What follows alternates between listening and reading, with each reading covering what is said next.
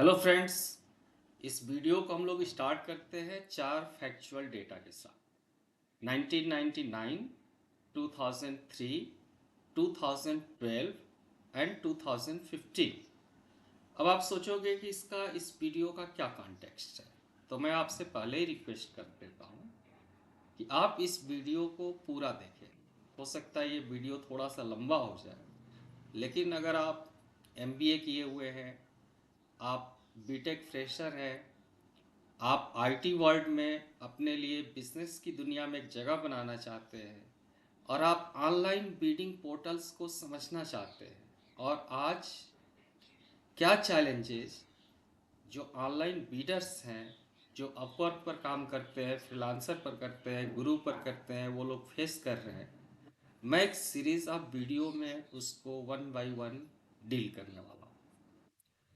तो आप सब्सक्राइब भी कर लीजिए ताकि जो अगली वीडियो आए तो आप उसको मिस ना करें और आपकी एक पूरी प्रिपरेशन हो जाए, ताकि आप इंटरव्यू भी क्रैक कर सकें और आप बिजनेस की दुनिया में बहुत अच्छे से काम भी कर सकें।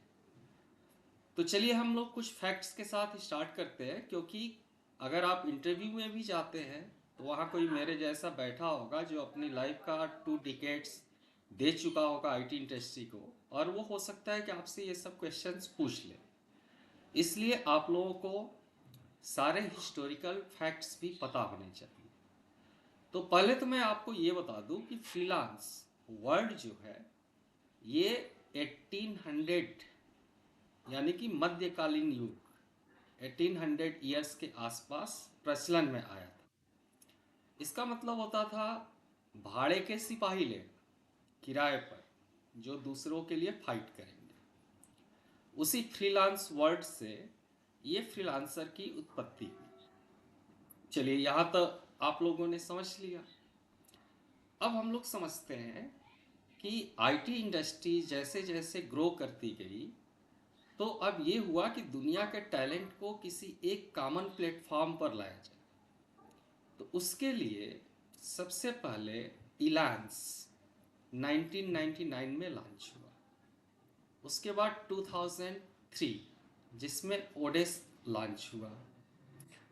2012, आप याद रखिएगा, 2012 में इलांस और ओडेस के टॉप लीडरशिप यानी मैनेजमेंट ने ये डिसाइड किया कि एक दूसरे के साथ टाई अप करके और हम लोग एक रीब्रांडिंग करते हैं।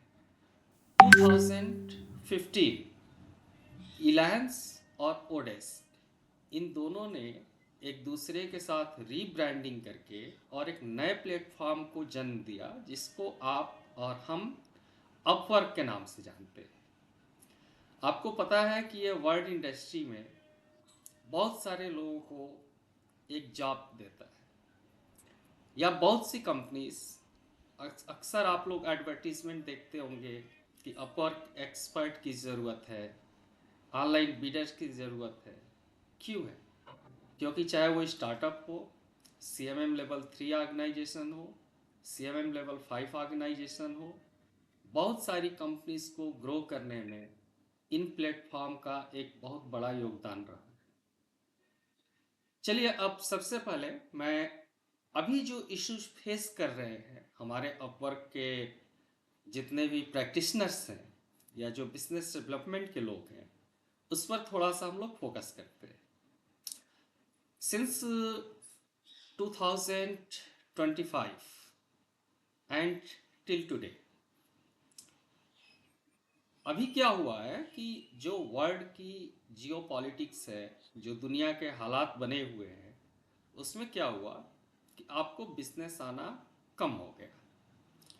मेरे कई जो बिजनेस डेवलपमेंट से रिलेटेड मेरे जूनियर्स हैं, क्योंकि मैं आईटी कंपनीज में टॉप पोजीशन पर काम कर चुका हूँ, कर रहा हूँ, और 360 डिग्री आईटी इंडस्ट्री को समझता हूँ। चाहे वो टेक्नोलॉजी की बात हो, चाहे वो बिजनेस की बात हो, चाहे वो ऑपरेशन की बात हो, चाहे वो प्रोजेक्ट मैनेजमेंट की बात हो, तो मैं अभी भी as a chief operating officer and independent member of board of directors काम कर रहा हूँ। तो मेरे पास ये सवाल आता है कि ऐसा क्या हो गया कि अपवर्क से अब बिजनेस नहीं जनरेट हो रहा है जितना कि पहले होता था। बात तो सही है। और मैनेजमेंट के लिए सबसे बड़ी प्रॉब्लम क्या है कि जो कनेक्ट्स का इनका एक्सपेंसेस है वो बहुत हायर हो चुके हैं, बहुत ही ज़्यादा हायर। अभी अपवर्क क्या बना हुआ है कि एक एटीएम मशीन की तरह से नोट को जो है अपने अंदर कलेक्ट कर रहा है, पैसे अपने अंदर कलेक्ट कर रहा है।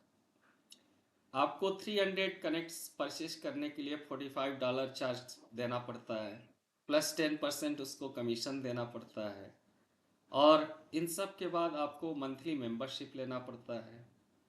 तो इन सब ने क्या किया कि एक्सपेंसेस को काफ़ी हायर कर दिया।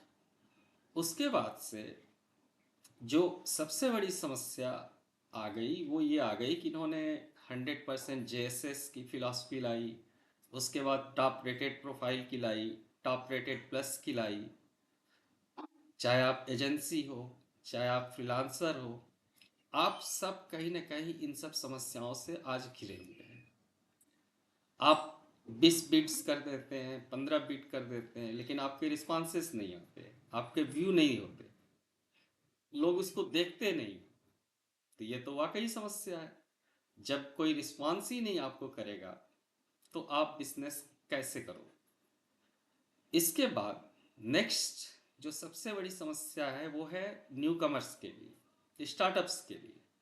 अगर आप एक स्टार्टअप ऑर्गेनाइजेशन है और आपने एक फिक्स कैपिटल रखा हुआ है कि मुझे $X में अपनी इंडस्ट्री को रन करना है, अपनी ऑर्गेनाइजेशन को ग्रो करना है, तो आपका जो बजट है वो कहीं ना कहीं से डिसेंट्रलाइज्ड हो जा रहा है। वजह ये है कि आपकी एक्सपेक्टेशन के हिसाब से रिजल्ट्स नहीं आते हैं। क्यों नहीं आते हैं? क्योंकि जब आप एक फ्रेशर होते हैं तो आपके पास कोई JSS नहीं होता, आपके पास कोई रिव्यू रेटिंग नहीं होते हैं क्लाइंट के, आपके पास कुछ भी ऐसा नहीं होता है जिसकी वजह से क्लाइंट अट्रैक्ट करे। क्लाइंट्स क्या करते हैं, वो जितने भी बिड्स जाते हैं उनके पास टॉप 5 या टॉप 10 को देखते हैं और उसके बाद एक डिसीजन ले लेते हैं। अब आप बोलोगे कि चलो बूस्टर कॉन्सेप्ट लगा लेते हैं, लगा लो। एक बिट पर बूस्ट करने के लिए आपको 300 कनेक्ट्स की भी ज़रूरत पड़ सकती है, 400 कनेक्ट्स की भी ज़रूरत पड़ सकती है, 500 की भी पड़ सकती है, 600 की भी पड़ सकती है। तो आप इसको कैसे हैंडल करोगे? इतने सारे आप कनेक्ट्स लगा दिए और अगर क्लाइंट ने गलती से व्यू कर लिया, आपको रिस्पॉन्स नहीं दिया, तो आपके तो वो कनेक्ट्स भी गए। तो ये जो चैलेंजेस हैं ये पहले नहीं थे। जब ओडेस एक अलग यूनिट होता था, इलायंस एक अलग यूनिट होता था। ओडेस पर तो फ्री के आपको कनेक्ट्स मिलते थे, आपको कुछ खर्च ही नहीं करना होता था। इलायंस पर भी समहाउ यही सिचुएशन थी, जहाँ पर आपको कुछ भी खर्च नहीं करना पड़ता था। उसके बाद गुरु था, आज भी है, वो सस्ता था। फ्रीलांसर है, वो भी है, सस्ता है। मैं एक एक पोर्टल्स को डील करके आपको बेसिक टू टॉप लेवल तक हर एक चीज़ बताऊंगा जिससे कि आप एक मास्टरशिप पाओ। मैं फिर से रिपीट करता हूँ कि अगर आप वीडियो को स्किप करोगे तो आप बहुत सी ऐसी इंफॉर्मेशन मिस कर जाओगे जो आपके जॉब इंटरव्यू, आपके करियर, अगर आप एक सक्सेसफुल बिजनेस डेवलपमेंट के फील्ड में अपना वर्चस्व बनाना चाहते हैं तो उन सब से आप कहीं ना कहीं अपने को दूर करोगे। दूसरी चीज़ कि मैं एक दिन में 10 मिनट या 15 मिनट के लेक्चर से आप लोगों को सारा बिजनेस डेवलपमेंट नहीं सिखा सकता। जो TCS करता है, जो माइक्रोसॉफ्ट करता है, जो IBM करता है, जो बिग एमएनसीज करती है, उन सबको सीखने के लिए आपको मेरे सीरीज ऑफ वीडियोस को देखना जरूरी है। तो इसलिए मैं आपसे फिर से रिक्वेस्ट करता हूँ कि आप लोग मेरे वीडियोस देखते हैं, अच्छी बात है, मुझे भी अच्छा लगता है। आप उसको शेयर कीजिए, आप उसको लाइक कीजिए, आप उसको सब्सक्राइब भी कीजिए और अपने फ्रेंड सर्किल में डिस्ट्रीब्यूट भी कीजिए। क्योंकि मैं जो करीब 2 डिकेट्स 18-19 साल का IT वर्ल्ड का एक्सपीरियंस है वो मैं आप लोगों के साथ शेयर करता हूँ। आपको ऑनलाइन बहुत सी बुक्स मिल जाएंगी। कोई 199 में सेल कर रहा है, कोई 299 में सेल कर रहा है। लेकिन बॉस, अपवर्क की policy time to time change होती रहती है। किसी ने अगर कोई एक बुक लिख दी तो उसमें वो सारी चीज़ों को कवर नहीं कर सकता, जिसको मैं इस वीडियो की सीरीज में कवर करूँगा। हर अल्टरनेट डे पर मेरा एक वीडियो आएगा। मैं स्क्रीन रिकॉर्डिंग करके, स्क्रीन शेयर करके आप लोगों को स्टेप बाय स्टेप बेसिक्स से समझा दूंगा कि अपवर्क की प्रोफाइल कैसे बनाएं, उसको ऑप्टिमाइज कैसे करें। अगर आप स्टार्टअप है तो आपकी स्ट्रेटेजी क्या होनी चाहिए। अगर आप ऑलरेडी इस्टेब्लिश्ड एजेंसी है या आप एक फ्रीलांसर हैं तो आपकी बिजनेस डेवलपमेंट की स्ट्रेटजी क्या होनी चाहिए। कैसे आप अपने बिजनेस डेवलपमेंट में बेस्ट टू बेस्ट परफॉर्म कर सकते हैं। अगर आप एक बीडीएम हैं और आप कई लोगों की सेल्स टीम को लीड करते हैं, लेकिन आप फाइनली जब बोर्ड की मीटिंग में जाते हैं, जब आप अपने डायरेक्टर के साथ बैठते हैं, सीईओ के साथ बैठते हैं और एक्सपेंसेस वर्सेस अचीवमेंट पर डिस्कशन होता है, तो आपके पास आज की डेट में ये कहने के लिए कुछ भी नहीं होता। मेरे पास अक्सर एक या दो फ़ोन तो आ ही जाते हैं कि सर हम लोग बिजनेस नहीं जनरेट कर पा रहे हैं, आप कुछ करो। मैंने सोचा ग्लोबली कर लेते हैं, सबको इसका बेनिफिट मिले। आप भी मेरा वीडियो देखो, आप भी उसको इम्प्लीमेंट करो, आपको भी सक्सेस मिलना तय है।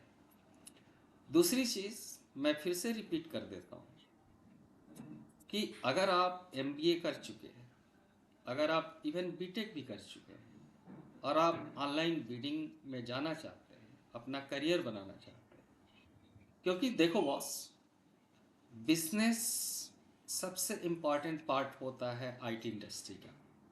वैसे तो हर एक चीज़ इम्पॉर्टेंट होती है, जैसे हमारे बॉडी में जितने भी आर्गन्स हैं सबका अपना अपना रोल है और सबको मिला करके ये हमारी बॉडी है।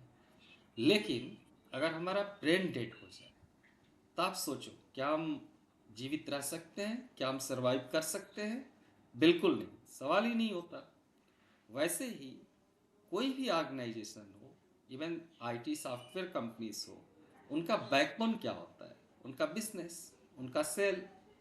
अगर बिजनेस ही नहीं होगा, सेल ही नहीं होगा, तो वो कंपनी आगे चल करके कैसे सरवाइव करेगी?